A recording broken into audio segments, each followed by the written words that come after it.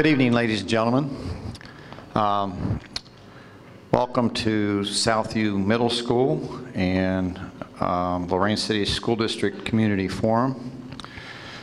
I think a lot of you as parents are hopefully fully aware of the state of the district, especially in the financial status, and I do want to review that a little bit with you before we get into the redistricting program and plan for the next school year.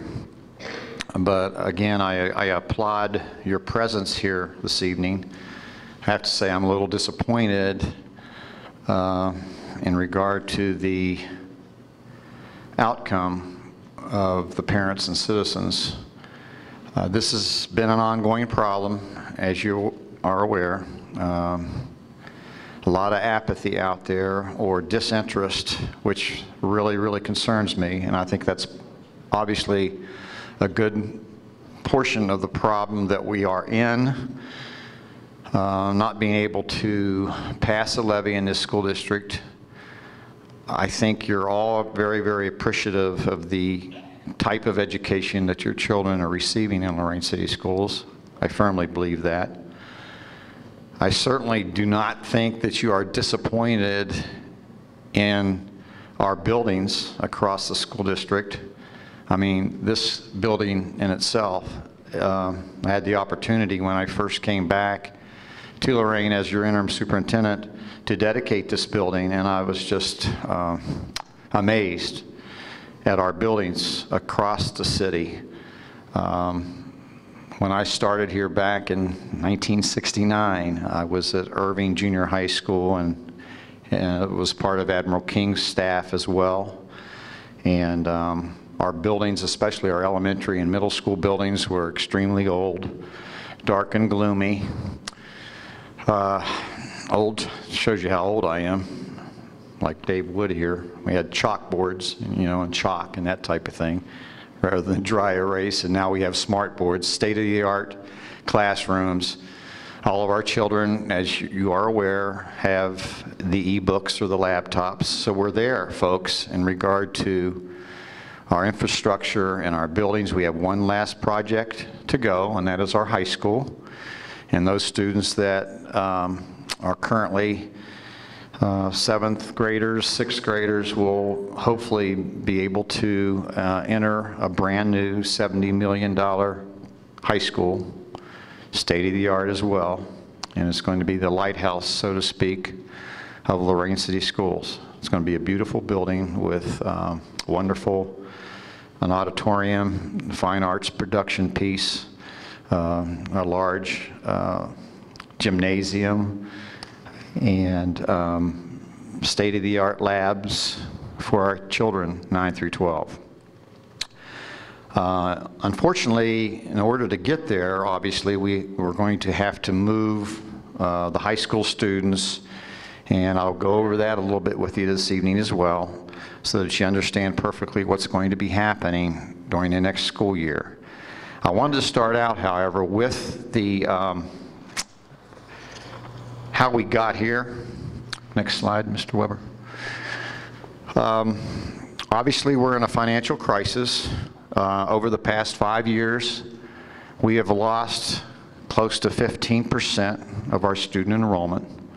From 1906-07 to present date, we're close to 1,400 students that we no longer have. Parents and families have moved to the suburbs.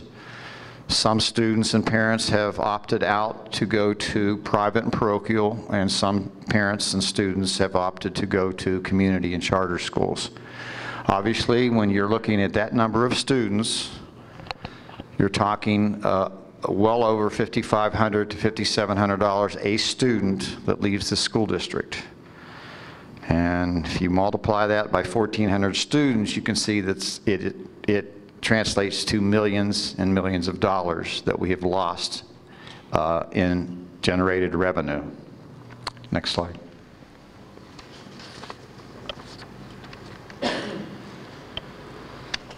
I want to go over, because we're facing a $12 million deficit. In the past 7 months, we have gone through a major cost savings, a reduction plan, if you will. Next slide. But again, due to declining enrollment, increased operating cost, no new revenue since 1991, I want to repeat that. No new revenue. In other words, we have lived within our budget. No new increased taxes, no, just replacement levies have passed in this school district. Since 1991, no new money. Along with, again, declining enrollment and increased operating costs, and of course, major reductions in state and federal funding. The school district has been forced to go to loans and to find ways to maintain program through grants. And that just kind of like kicks the ball down the road, if you will, until we are at this state of the school district and facing $12 million deficit. Now, the board directed me and the treasurer and my team that's sitting up here in front to find as much money savings, reductions in program and personnel as we possibly could without dismantling the school district to the point of state minimum standards. So back in October, we started the reduction plan, and we did a mid-semester reduction of technically right-sizing our school district. If we had some low class sizes, we combined those, and we did lay off some teachers. We laid off some paraprofessionals. I took a look at when I first came to the district and looked at some positions in Charleston and did not replace them, and in fact reduced them to the tune of $400,000. Reorganization of Charleston, that technically is up to almost $450,000. We came up with another $46,000 in savings in one of our departments. Our athletic reductions, and I'm going to talk about that tonight on which sports that we actually reduced. We kept the major revenue generating sports. I know this is a big issue, and we're going to talk about it tonight. Fortunately, I have an option here that I think will make parents a little bit happier about losing high school busing. These are all perks, by the way, that, you know, I mean, not perks in the sense of personnel, but some of our programs, most school districts do not bus high school students, okay? They have, once they turn 16, they can drive. Parents drop them off. There's a lot of carpooling in school districts. This saved us $240,000. We eliminated a Chinese and Spanish program. We won't go into the SFA facilitator, but it was a $235,000. It's just too detailed. This is a major concern for me and our academicians. Full-day kindergarten is not a requirement by the state of Ohio. It's considered a perk. Our children need full-day kindergarten because a lot of our kids don't, you know, when they come to school, they're not prepared. They're not at the kindergarten grade level. And this is going to hurt, but I'm going to go over the details of how we're going to set up half-day kindergarten. Obviously, we're moving from full-day to half-day. That saved the district $737,000, so you can see what a savings that is. We also looked at not only the athletic reductions, but also the non-athletic reductions, and we saved $230,000 in that regard. AEA is an alternative program that are going to move those children into their home schools, and will not be a standalone piece, so $300,000 there. So we came up with the first half of the school district without a major reduction in personnel to a savings of $3,500. if the community remembers, we had a levy up, a 1 mil income tax piece in November that we were certainly hoping that we could pass. And it was a very close vote, but we got a no out of it, and it failed. And therefore, we needed to then move into additional cuts to get to $7 million in reduction. Again, the goal here is to cut what we could cut without totally dismantling the school district. So we went into the area, and I'm going to talk about some of these things later on in the program, but the itinerant positions technically are the fine arts positions, music, art, and PE. And those teachers, when teachers have a required lunch period and or a conference and planning period, those students need to go somewhere, so we have them go in and get instruction in art, music, and PE. We reduced that to almost $500,000. Most of that occurs at the elementary building, and I'll show you those slides. We reduced 4 administrative positions to a tune of 224. Those are technically building level administrators. Those people are going to have a real tough job next year. We're talking about building level administrators. They're going to have less assistant principals or no assistant principal, no SFA facilitators. So a building principal is going to have to do bus duty at the beginning of the day, at the end of the day. Going to have to do cafeteria duty on their own. They're going to have larger class sizes for the teachers, which means obviously probably some discipline problems that they're going to have to handle, along with the academic performance and programs that they're going to have to implement. So it's not going to be an easy position.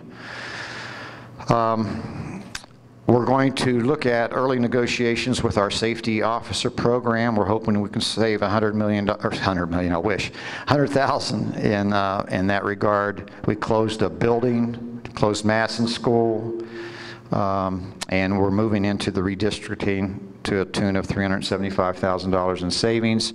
And again, the main focus of this program tonight is to show you how that redistricting is going to be implemented. You have maps, and I'll go over that in detail tonight. This was the major reduction in force across all employee groups. The majority of those cuts did happen with the classroom teacher, Lorain Education Association, but again, unfortunately, we had to cut to get to that point of $7.3 million.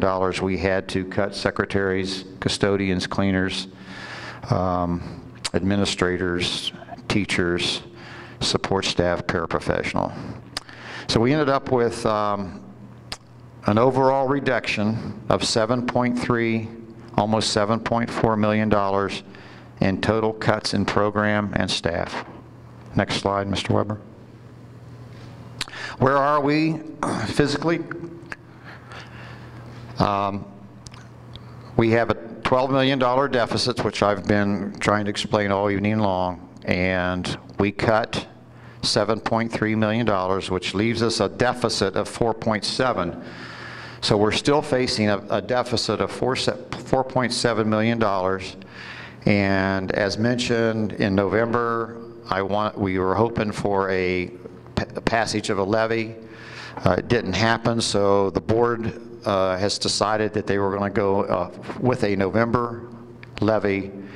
We're not sure what type yet, whether it'll be a property tax or an income tax, but that's for the board to decide, and we'll be giving you that information in the next few months. Next slide. This is a slide on projected Lorain City Schools on ending balances. You can see there that the $12 million in 12-13 is what's projected. If we did not do anything from that point on any additional cuts, the following year would be $26 million in debt. Obviously, this is in red for a reason. If we receive no new money from the community, we're going to be $41 million in debt in 14-15, and we would have been $59 million in debt in 15-16. So you can see it progressively gets worse. With the proposed savings that I just reviewed with you, for next year, we're still facing $4.7 million, and that's without any generated revenue from a levy on the ballot in November. That will then increase, as you can see, not as much as if without the ARC reduction in our recovery program, to 7.2. That'll go then to 9.2, and then it'll move on to 11.1. Next slide. So therefore, that's where we are, the state of the school district for next school year, and I'm going to show you and go through key program changes for Lorain City Schools, and again, we're talking about the next academic school year and why we're here tonight. Next slide. Key program changes, and I'm going to move to the redistricting after I talk about a few of these other issues. I mentioned earlier that we were moving to half-day kindergarten, and I want to go over what that's going to look for you. We, again, on that earlier slide, we saved $737,000 to the district and to the community by going to half-day kindergarten instead of full-day kindergarten. Just so you know, Amherst, Clearview, and Elyria all offer half-day, not full-day kindergarten, half-day. It's not required by the state of Ohio. That's why it's considered a perk. If we did have to go to minimum standards, we would be at half-day kindergarten anyway. Again, this is a tough one because I know our children need full-day kindergarten, but with the deficit, the pending deficit, we have no choice. Details on this will be an AM session. These are for early start times next year. Half-day sessions will be, the AM session will go from 8 to 10:30 for early start buildings, and the afternoon will be from 11:40 to 2:10. And for late buildings, the AM session will be from 9 to 11:30, and from 12:40 to 3:10 for a late session. The morning sessions will receive breakfast. The PM sessions will receive lunch. Parents have the option to come in and give us a preference if they want AM as opposed to PM or vice versa. We will do it based on enrollment to honor your request.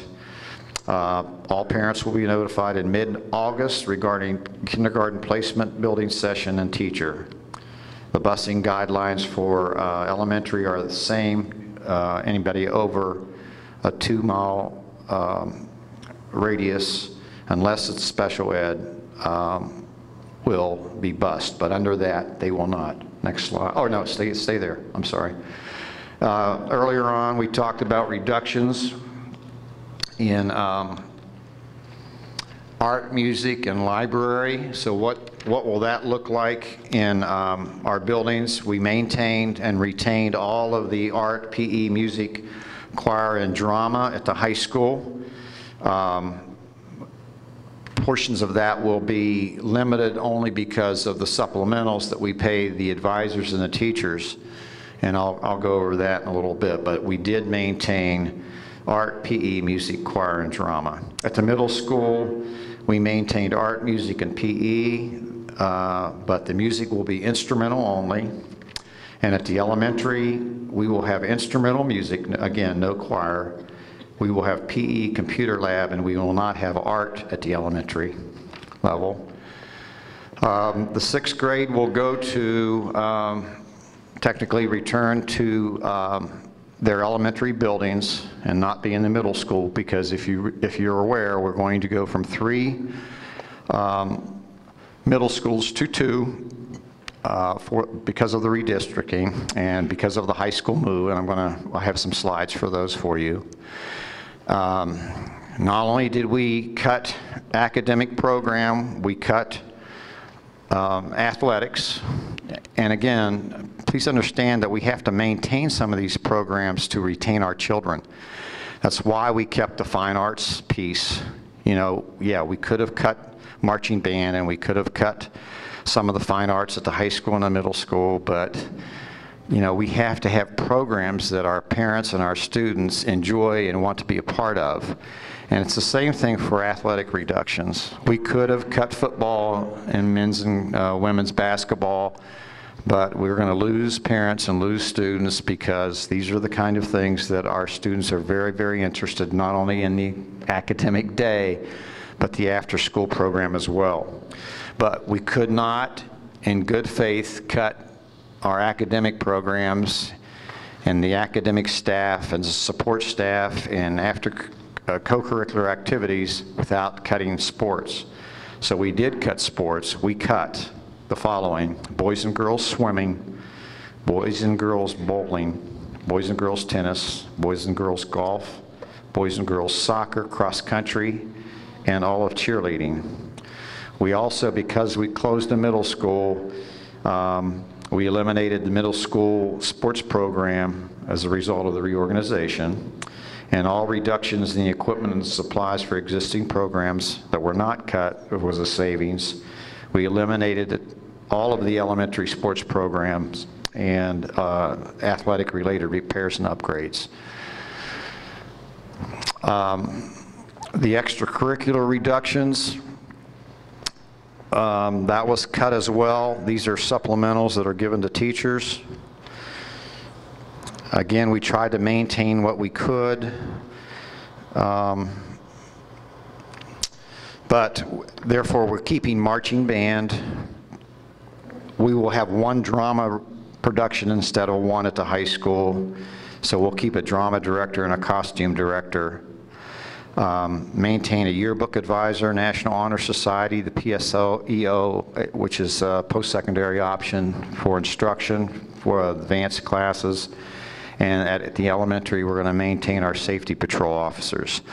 All other things like Model UN and the various clubs at this state in time will be cut because we can't afford the supplemental cost factor.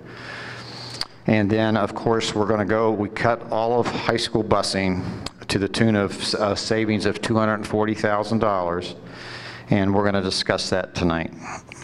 Next option. Why did we end up going with a redistricting program and affecting a good portion of the school district and the school buildings? I showed you the early enrollment reduction piece of about 15% over the past 5 years. Again, I mentioned earlier on about our construction program and that the 10 elementary buildings are finished, complete, and our 3 middle schools are finished and complete as well. We have one more project, that's the high school, and this affects the redistricting also big time. We're going to move, the 6th graders will go back to the elementary buildings, so we'll have K-6 elementary buildings of the 10 buildings. We're going to move from 3 middle schools to 2 middle schools so that we have room for our 9th grade students at the high school, and I'll show you how that works when we get to the maps.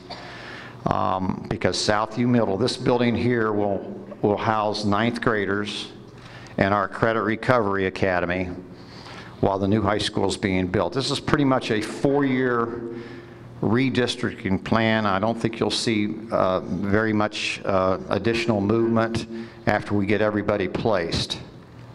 Next slide. This is I think everybody has copies of this. These are our 10 elementary buildings and how we have redistricted the students into these buildings. My understanding is that all parents have received a letter of assignment on what building they will attend. The number adjacent to each building, like Helen Steiner Rice, Palm, Stephen DeHanas, that's the size of the buildings. They can hold a little bit beyond each of those. You'll see the larger elementary buildings like Larkmore at 450 and Jacinto at 450, Washington at 450. The other elementaries, size-wise, 350 student enrollment, again with some flexibility. The middle school,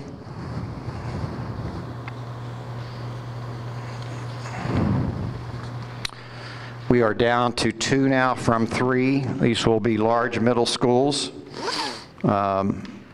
We're certain that we can keep the capacity and maintain the students in Longfellow. Now these are kind of major changes because Longfellow was technically just on the east side, Longfellow Middle, and of course Southview was obviously here in South Lorain, and General Johnny Wilson. So technically we divided Southview Middle and for the middle school kids and moved them into the 2 middle schools. Again, a 2-mile limit in regard to busing. And by the way, we will have the inter-district transfers available to parents if you want to, whether it's elementary or middle school, on a first-come, first-served basis. That those will be available to you if you want your child to go to a different building that was assigned. As long as we have a seat available, we're going to try our best to accommodate those requests.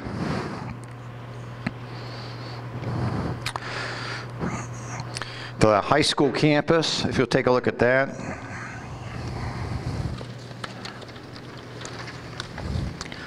I'll backtrack on the one on the sports piece that someone gave me a note that Longfellow and General Johnny Wilson are not cutting sports, just the Southview Middle School will cut the sports program. This is what the Lorain High School campus will look like, and you can see at the Lorain High School annex, down to the bottom of the slide, that's this building. And the 9th graders will be in here because the old Southview High School, which is technically being upgraded to make sure it's safe and warm and cozy, and will be ready for the opening of the school day in August. That Lorain High School Annex is what we're calling it. We're not going away from any new name. And the Credit Recovery Academy will be in this building as well. So all 9th graders. And we're going to be sharing teachers because, as you know, it's not a very far walk from this annex for this building to Southview High School, which is now, or will be, Lorain High School. And so some teachers will be going from this building to the other building if they want to teach some upper class, or come back from the high school to the annex if they desire to teach the 9th grade. So that's the high school campus. It's a major change. The reason we did that, obviously, is that Southview could not hold, it's not big enough to hold our current students at Lorain High School 9 through 12. So we had to come up with a plan, and that's why we moved from 3 middle schools to 2. And put the 9th grade and credit recovery in this building. Next slide. The redistricting process, parents have been notified, as I mentioned earlier, of their tentative assignments, and I do say tentative because you do have the option of inter-district transfer. These assignments may change depending on movements of student population. If we get an influx of students at a particular grade level, then we may have to make some movements in different areas as far as assignments. If some of that goes down, of course, then we'll have more of a more mobility or flexibility to make those intra-district transfers. We'll consider all requests based on availability due by August 15th, 2012. So you'll need to take care of that if you're interested in getting a different assignment that's what tentatively assigned to you. Special ed is, the placement is determined by the program location, and they've all been notified as well. And if you recall, we cut high school transportation. And if we go to the next slide, we'll see that there's no changes for the middle schools and the elementary schools. We're sticking with the 2-mile radius for transportation, except for special needs students. We'll have all notifications to parents via postcard prior to the opening of the school year. So there's no change in middle and elementary busing. The big change, next slide, will be the high school. And at this stage of the game, we're not going to have high school busing. However, we have a very special guest here this evening, and I'm going to turn the mic over to him. Mr. Brad Sprague from First Student, General Manager of First Student, our busing company, has stepped forward and has done a very kind thing for Lorain City Schools. I think the parents are going to be extremely happy because I know this was a major concern for our parents about high school busing. Mr. Brad Sprague. Thank you. I've been involved with the busing company for about 12 years, and I know the importance of high school busing. And when I heard that the necessary decision to cut that was going to happen, we knew we had to step in and help. So we are excited to share that we're going to be offering a shuttle service for students.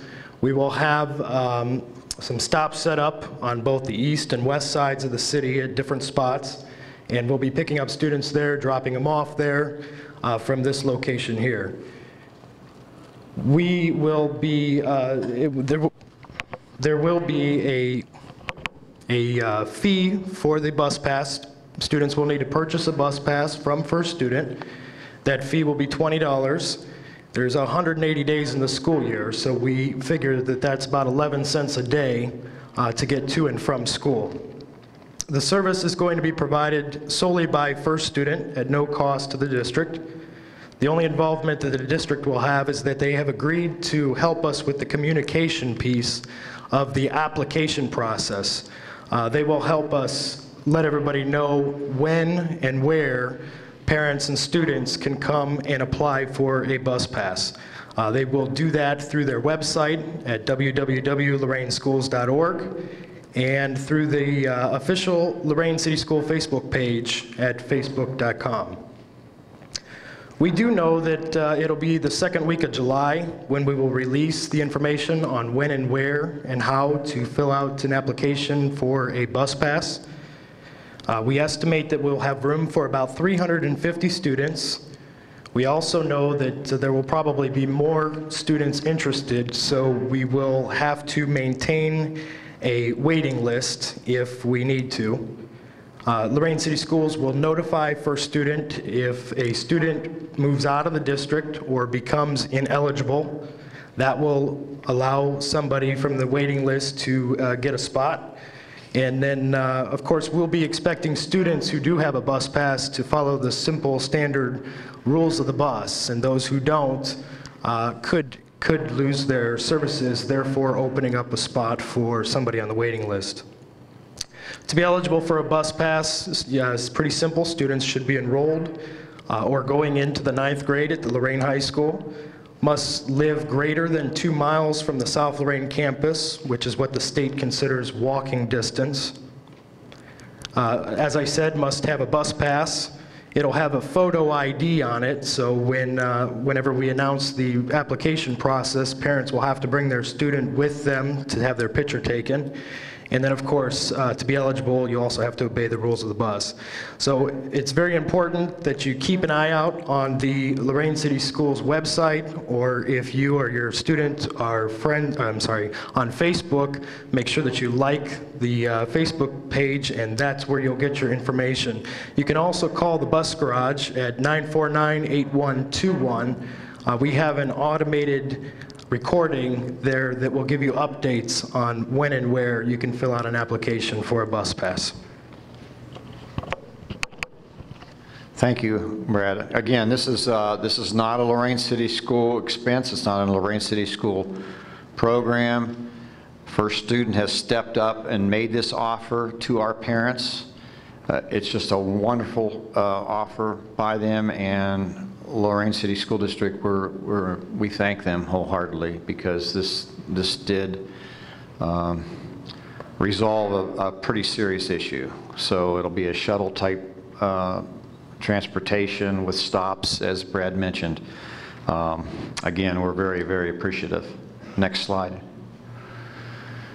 Just as a recap, and we're going to open up for questions and entertain any of those questions, any concerns that you do have to me as your superintendent. I have my treasurer here. I have all of my direct reports in regard to our administrative staff and other individuals here, along with our transportation person that can answer your questions or your concerns. We'll open that up in just 1 second. Again, just for a recap, we are at a crisis stage. That's why we're into this type of situation on reductions, facing an additional $4.7 million. And this is after all of the program reductions and personnel reductions that I outlined for you this evening. The school district is at a crisis state. We're on the verge of state takeover. We're going to plead wholeheartedly, and we're going to work as hard as we can. We're going to need all of your help in November to pass our ballot, our new revenue. Again, we've received no new revenue from this school community since 1991. That's 20 years, and we've maintained and continued on with current program.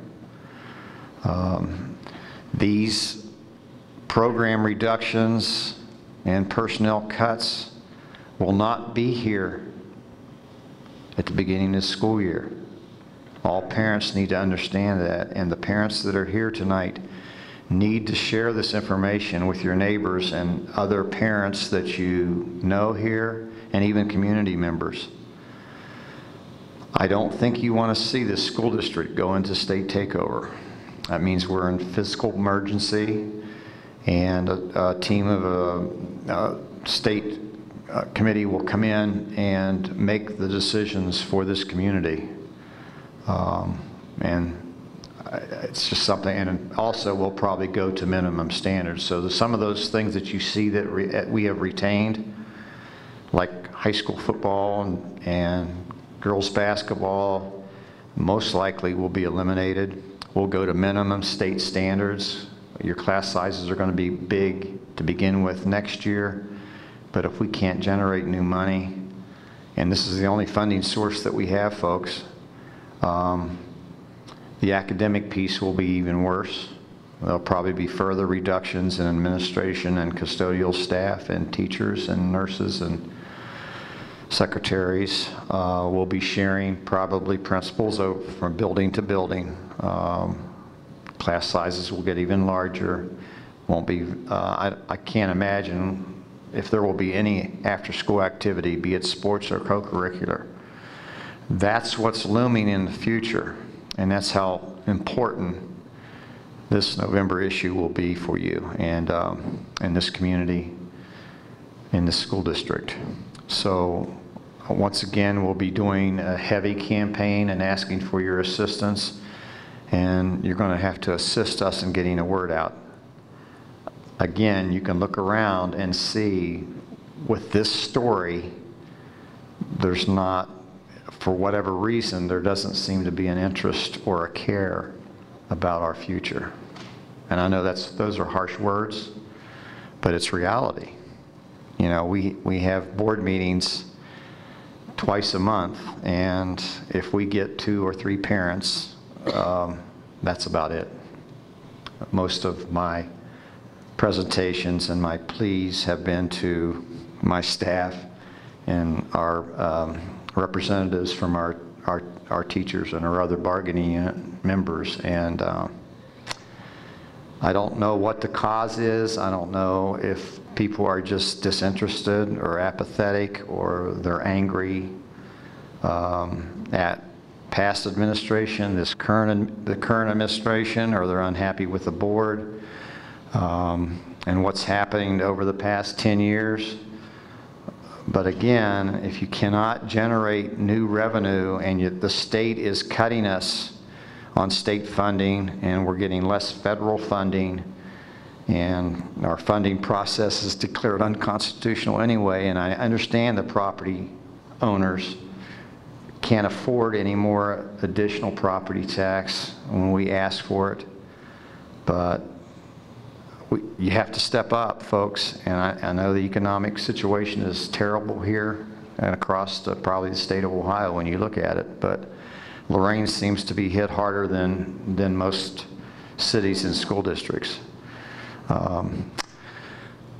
So we definitely need new money, and I went over all the program changes and the redistricting, so now we would like for anybody that has a question or a concern, if you please come forth to the podium, state your name and your address, and we will answer your questions. If I can't answer them or the school treasurer can't answer them, then I'll turn it over to one of my specialists in their departments, and they will answer. So please come forward. We're here to answer your questions, address your concerns. Beth Jarvis, 1817 Madison Avenue. My question is my son is a student at Emerald King Elementary, and why in all of these cuts, why is the Montessori program being cut? It's not being shown as a budget issue.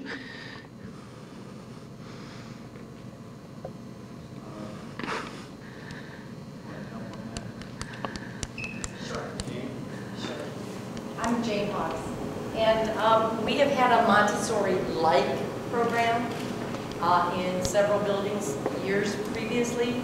They have since been absorbed into the regular classrooms.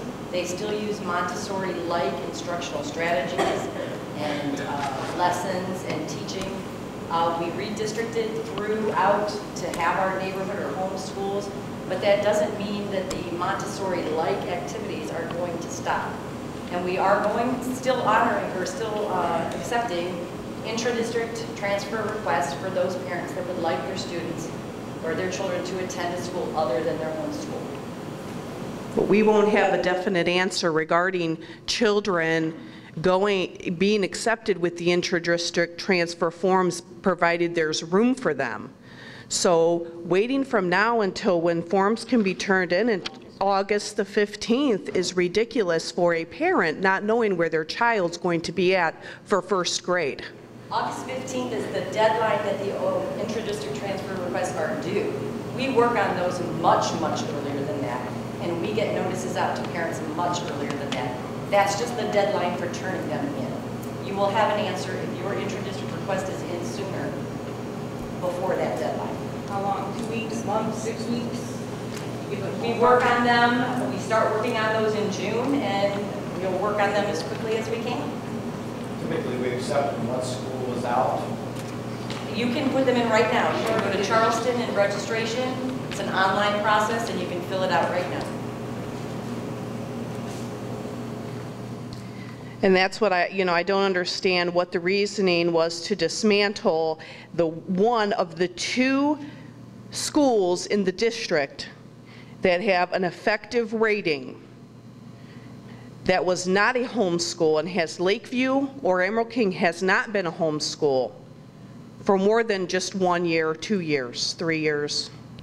You dismantled that elementary school and all the students and staff that have worked hard to make that an effective rating for this district, and you have completely dismantled it and forcing 200 or 300 students that have every year when their children started going there transferred them to that school.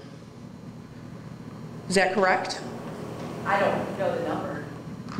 How many gifted students are in that school? The gifted program will remain. How many of the 350 students in Emerald King are part of the gifted program? Between 50 and 60.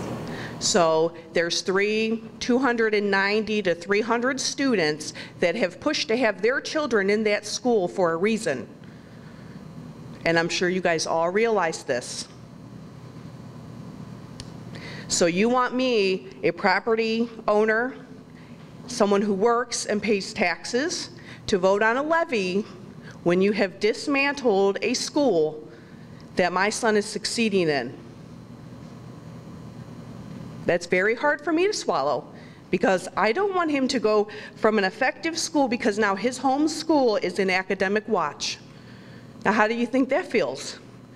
Do I want him going from effective to academic watch? A school that was in emergency last year.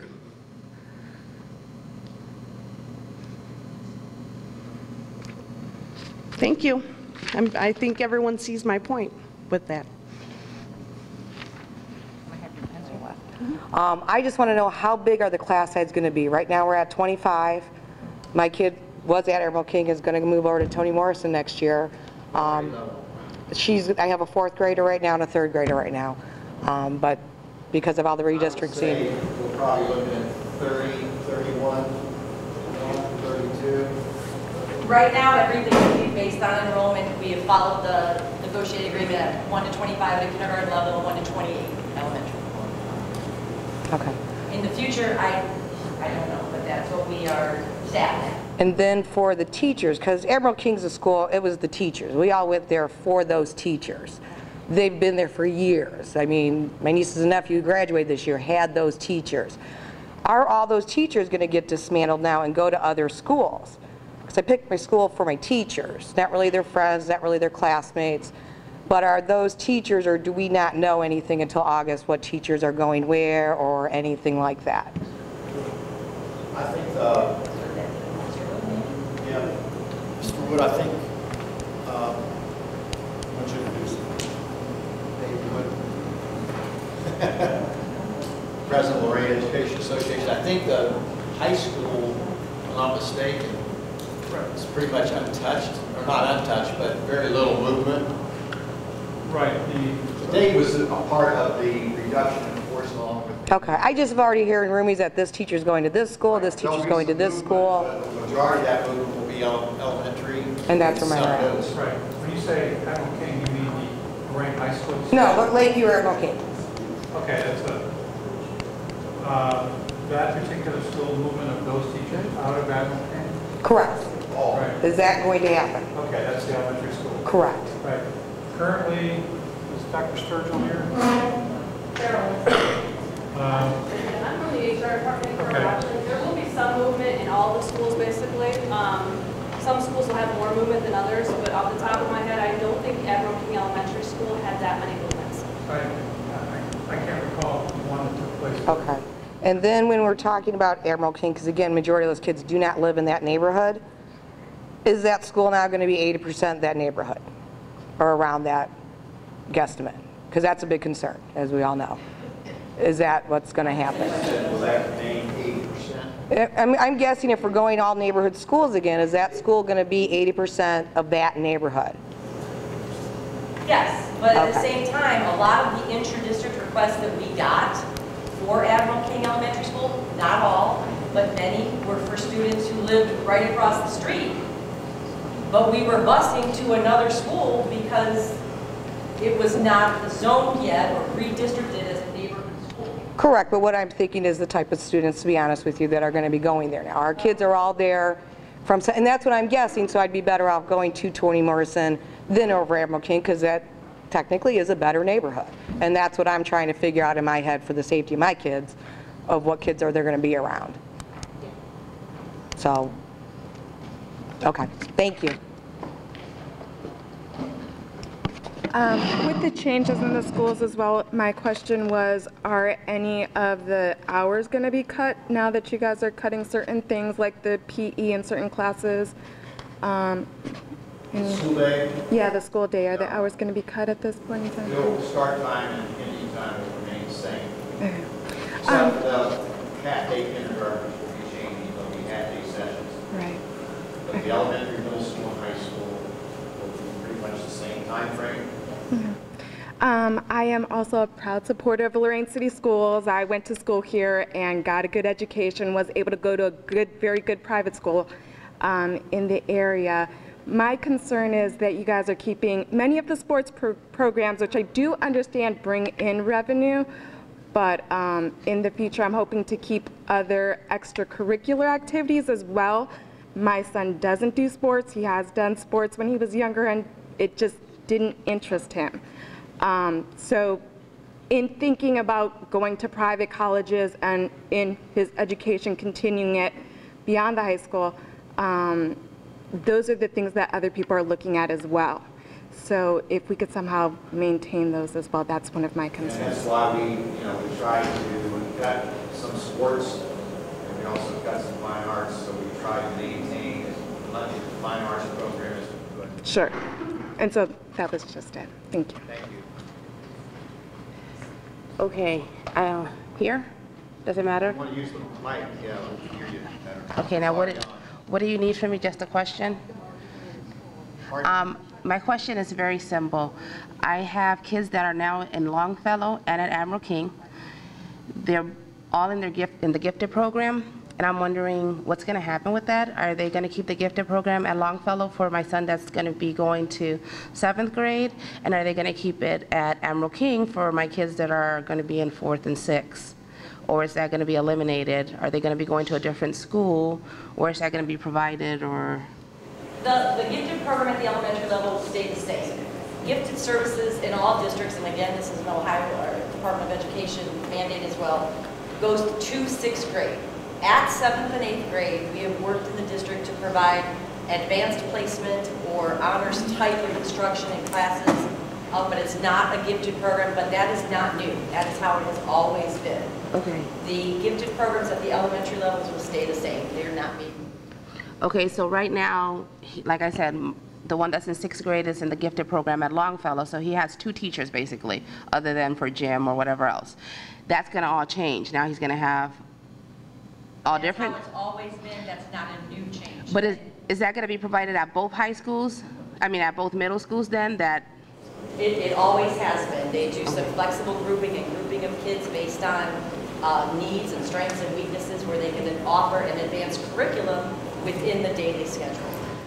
Are they gonna, you said first come, first serve, so it doesn't matter if the kids are already there?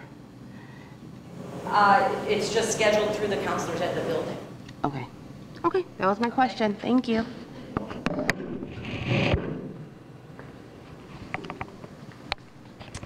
My name is Paula Shannon. I just have a couple of questions. First, with the itinerates that are being cut at the elementary level, how is the school day going to be, what's going to be used to fill out the time for those itinerants that are not being offered? Since they're not going to have, you said music? In the elementary, no choral music, and we have the PE to take care of those itinerants. So will they have gym more often? Because right now they only have it once a week. And computer lab, the elementary. Okay. So instead of having art, music, gym, yeah, they'll just have. The art at the elementary will be not at the elementary level. We maintain it at the middle school. And So they'll have PE and keyboarding? Yes, right. Okay, but no computer lab? Yeah. Okay. And then also, Elementary computer lab? will they still have computer lab at the elementary level? Yeah. Okay. Also, will you still be having the early release Tuesdays? Is that something that the district is maintaining? We have applied for a waiver. That requires a waiver from the State Department. We're in that application process right now, whether it will be approved or not. We are planning on it being approved. We are hoping that it's approved so that we can use that time for professional development in the building. Yeah. So as a district, you're planning to maintain the early release Tuesdays? Oh, okay. Okay. How do you feel about that? I don't like it. You don't like that? I don't like it, no. Is the relationship that you have with Boys and Girls Club, is that going to be maintained for the coming school year? We just re-up that, or Boys and Girls, those 2 issues, I don't know, Boys and Girls after school program? Yeah, the after-school program.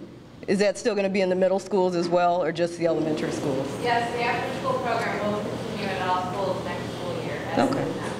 Okay. And then, are there any elementary schools that are being closed? Because I've heard some talk that some of the schools were possibly going to be closed. Okay, so all the elementary schools will be open, and that's why the redistricting? Part of the redistricting Okay. plan, so they'll be, you know, they will, by moving the 6th grade into the elementary, back into the elementary. Okay. That's saved technically, you know, an elementary building because Okay. with the declining enrollment, if we kept the 6th grade at middle schools, then yeah, we would probably have Okay. those numbers, but no, not at this time. Okay, thank you. Hi, my name is Angela Jennings, and I was just wondering, why don't they do like fundraisers for the school anymore? Why what? Don't they do fundraisers for the school anymore? When I was in school, we did fundraisers, and that's how we got our money to raise things for sports and those kind of things. I think each individual building does fundraising through the PTOs and that type of thing. But again, that money comes nowhere near supporting the cost of like a sports team or a club sports or an after-school activity. All those prices have increased, and you know, technically, fundraising is still going on, but it doesn't cover the cost of any of our activities. Okay. And again, as you can see, we have less and less of parent activity. We're trying to revamp that, revive it, and probably when you went to school, we probably had parents that came into the school every day with PTOs the size of, I remember that, 25, 30, 40 parents coming in for a meeting and having bake sales every Friday and, you know, fun fest and carnivals and all kinds of things. That probably because the parents are working, you know, it's dual income and they just don't have the time and wherewithal to come and donate their time anymore. Okay. Thank you. Yes, I was wondering, what about the kids with like IEPs and stuff like that that are already being sent to different schools that aren't in their neighborhood, like at the elementary level? Like, I know my one neighbor's kid has an IEP, a couple people down the street from me, their kids go to the school in our neighborhood, but the kid that has the IEP that lives by me goes right over here to Helen Steiner Rice. I was wondering if that sort of thing is going to continue, or is that going to be rearranged to where they're more accommodated in their own neighborhoods? Well, by law, any student on an IEP, we're obligated to put them in their home school or as close as possible to their home school whenever we can. Okay. We have special education programs throughout this district. Some are much more prevalent than others. For example, we have students in this district who are visually impaired or blind. Those programs are much smaller, much more specialized. So they're not in every building across the district. So we always try to put students in their home school or as close to their home school as we can, but it's driven by the IEP and what services they need, and we're required, and absolutely we will meet all of those responsibilities. Okay. That, and with this, the middle school relocation, how here on the south side we have, all of our kids are going to Longfellow. I know you guys said that the busing for the high school was cut out of the programs, but what about our kids that are being traveled between these schools? Do they still have the option of busing, or are we responsible as parents to get them there? Kindergarten to 8th grade, we are obligated to bus any student 2 miles or more. And I don't know the actual dimensions on that map, but I think it would be safe to say pretty much the entire south side would be bused. Okay. Thank you. Alrighty, so I have a question about the early college program. So kids from the west side, would we have to catch the, we have to pay $20 for the bus pass and then come here and catch the loop bus? How would that work? Again, by law, we're obligated to bus 8th grade. This just made a decision to transport high school students. The funding doesn't have to revoke that. So that program must arrive at your high school, and transportation will be provided to the high school and college, but you must get to the school. Or we were doing both, transport you to the high school and then to the college. So other than the program just straight off of no busing to the high school, But once you're at the high school, it'll be just like a field trip or any other type of district sponsorship. Okay. Which high school are you closest to? Lorain High. Lorain High, okay, so there'll be a stop there. Hopefully. There you go. Okay.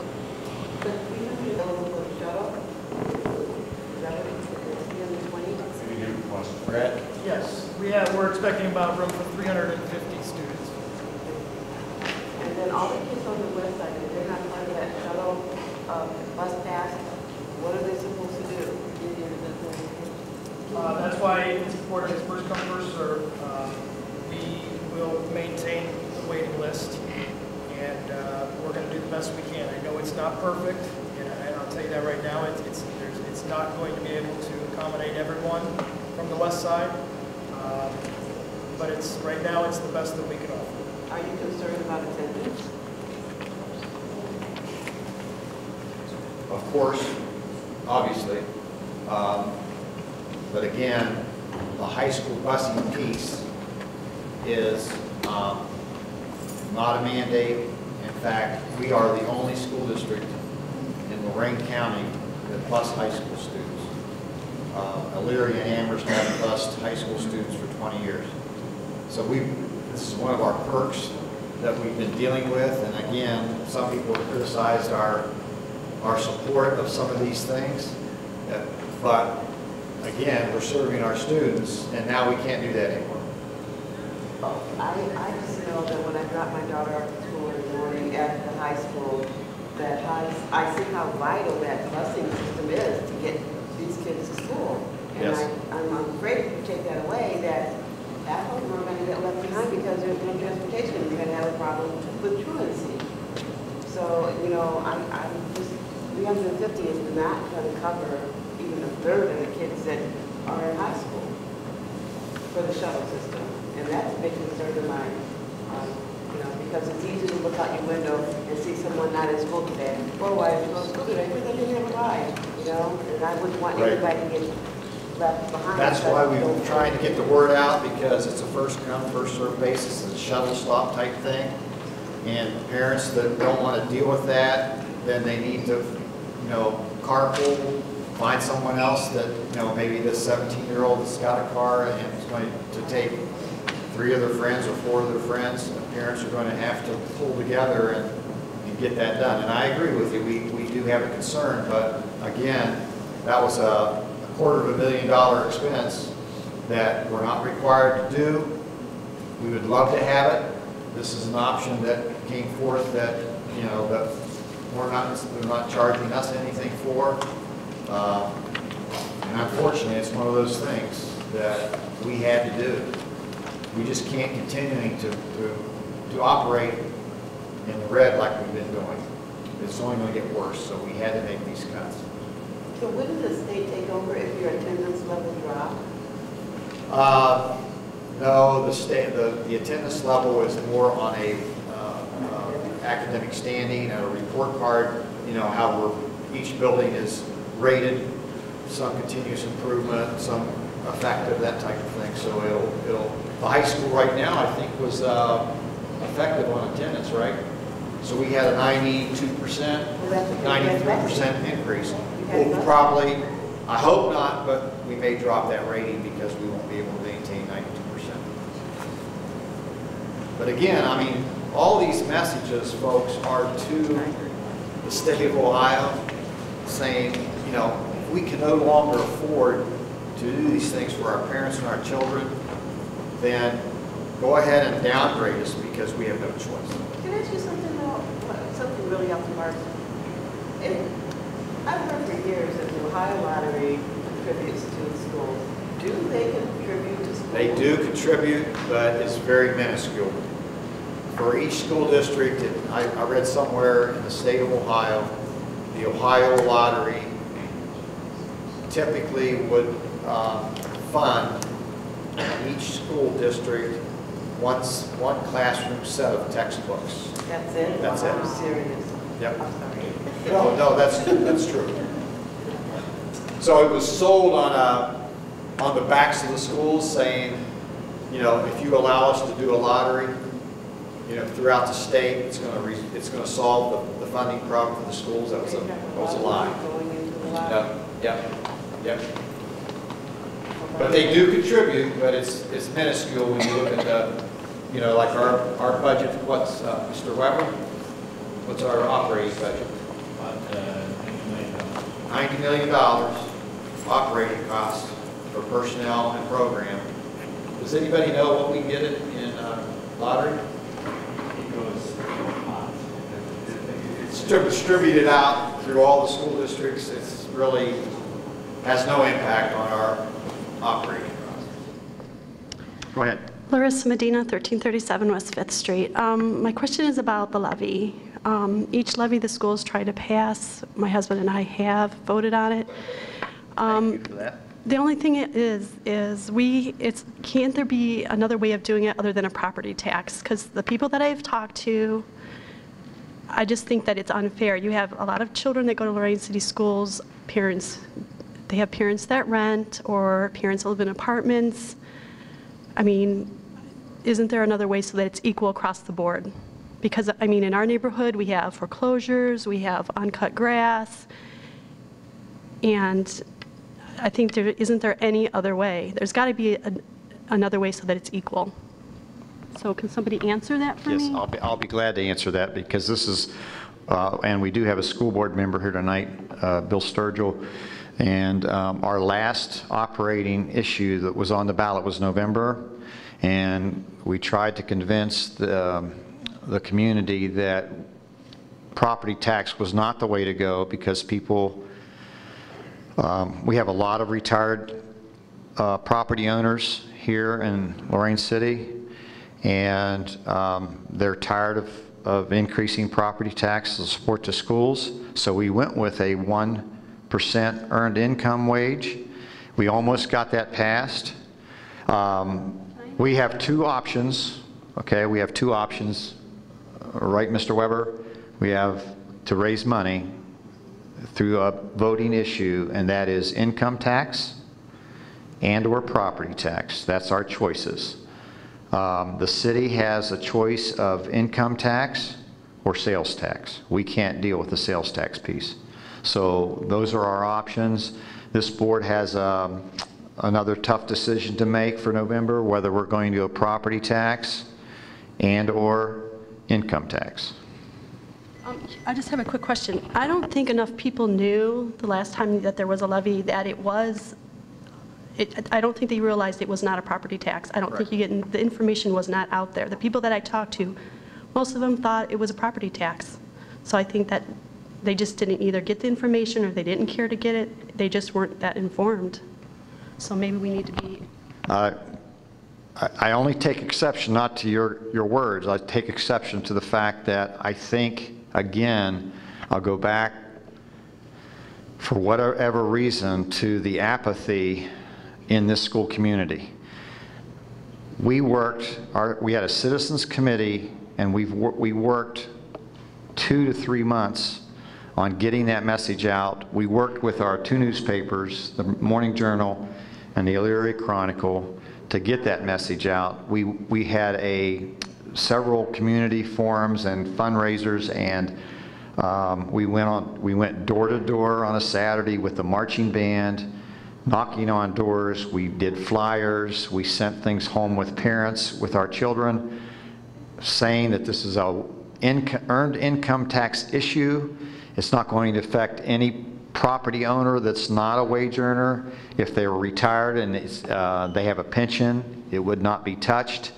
And I think we got a lot of the senior citizens and the retired folk out and voted yes on that levy. Unfortunately, we didn't quite get there, but we came very close. If the board gives us direction again in the next few weeks for November, you'll see a 6-month campaign explaining whether it's income, if it's property. People understand property tax, okay? And we recently just did a poll from Oberlin College. I don't know if you saw that article in the newspaper, but overwhelmingly the respondents to our phone survey were likely to support an income tax with a 2 mil give back on property tax, meaning they're giving some money, a reduction in your property taxes, as opposed to very unlikely to support a property tax issue. So we're on that, but again, we will take the direction of the Board of Education. Other questions? Yes, ma'am. The tax increase that you just mentioned, whenever you decide whether it's going to be income-based or property-based, are you looking to just make up the deficit, or are you looking to get more income coming in? Okay. Mr. Weber, I'll let you do that. You're our tax expert. Well, I'm not sure there's an easy answer to that because it depends. If our deficit is close to $5 million, the amount of property tax levy is quite large. So the big question is going to be how much can the community afford to give us? And that's the question still is being talked through, and those issues haven't been decided yet. I've given you no answer because I don't have the answer yet.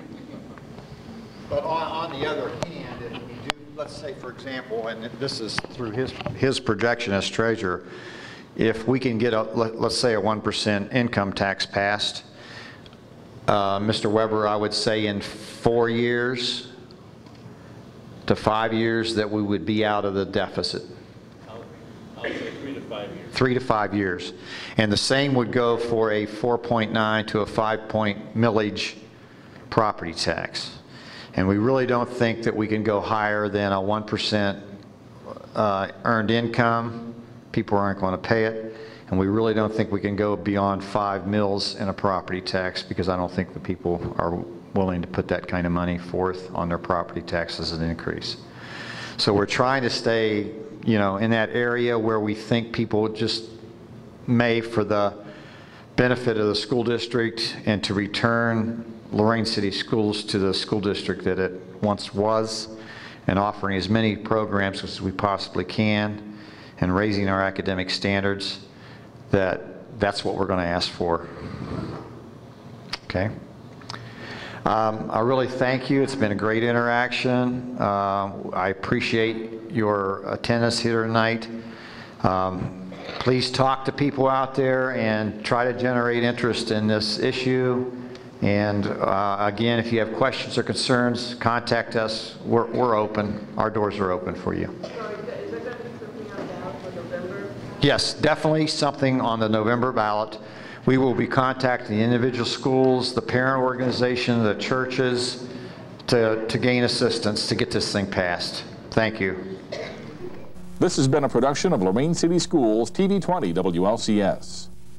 To purchase a high-quality copy of the program you just viewed, please call Lorain City Schools Television at 282-8400.